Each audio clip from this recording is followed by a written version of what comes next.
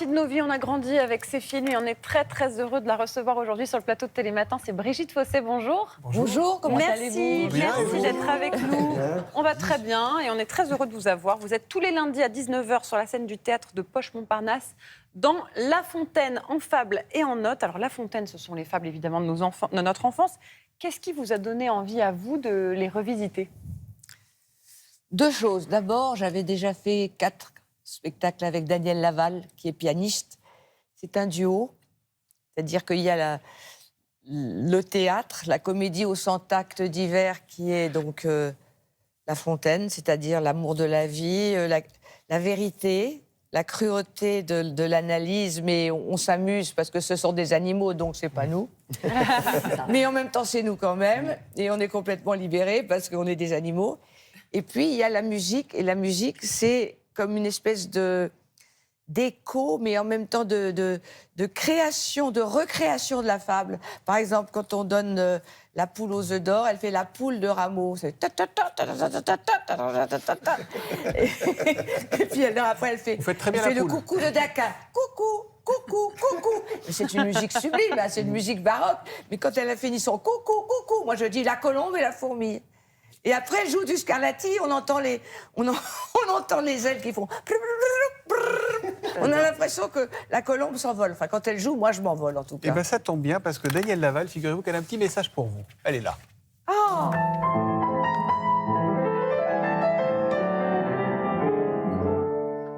Surprise, surprise, ma chère Brigitte. Nous qui n'avons jamais de secret, ça c'est un secret que je vous fais. Vous souvenez-vous de l'endroit où nous nous sommes rencontrés la première fois?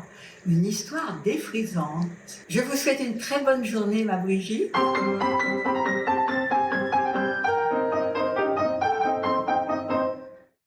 J'adore Nino Rota, j'adore. Alors, votre première Alors rencontre. ça, c'est après le secret. Alors, il y a les commères qui vont tout raconter, elles ne savent pas te dire le secret.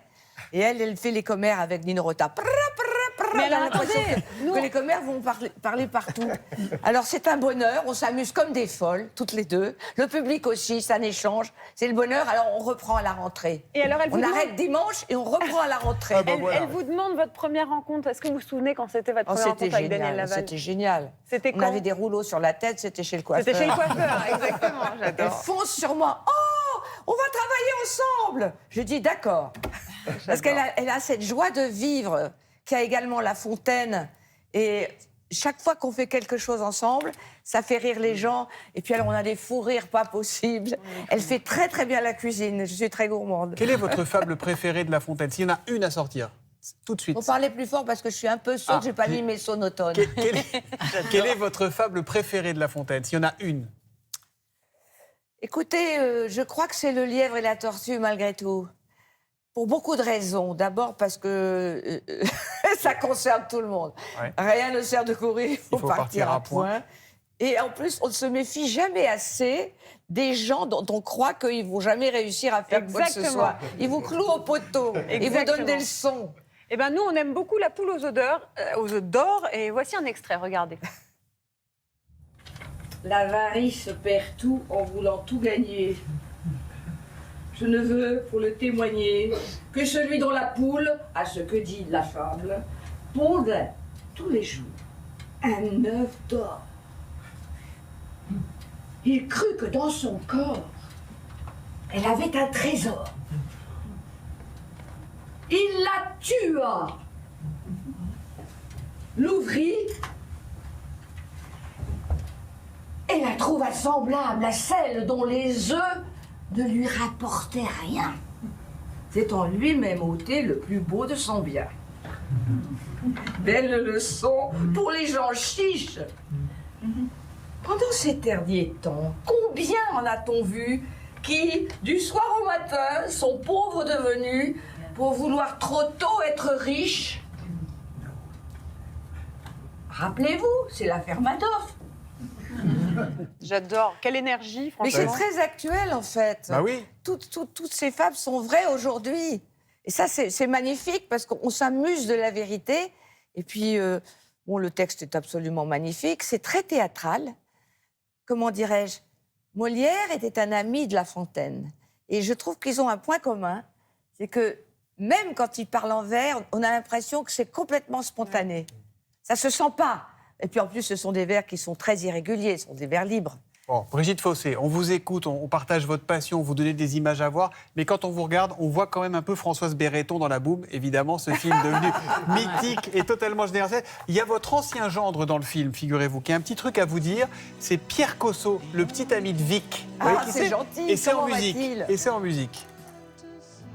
Quand le soleil se lève à Tahiti, il se couche pour toi à Paris. T'es les matins aujourd'hui au paradis. Yaolana Brigitte, est-ce que ça boum pour toi à Paris? Je t'envoie mon soleil de Tahiti à Paris. Un petit coucou d'un rescapé de la boum à Tahiti. Je te fais des gros bisous, Brigitte. Ah, une question avant de partir. Les années ont bien changé musicalement depuis les années 80. Quand as-tu acheté pour la dernière fois un album vinyle? Ah, Ça, c'est une question. dernière fois que vous avez acheté un disque. La dernière fois que j'ai acheté un disque, eh bien, je crois que c'était au Festival de Nohant, parce que j'adore aller à Nohant, Ouais. la maison de Georges Sand. Et voilà, et donc j'ai acheté un disque de musique classique d'un pianiste que je venais de voir jouer.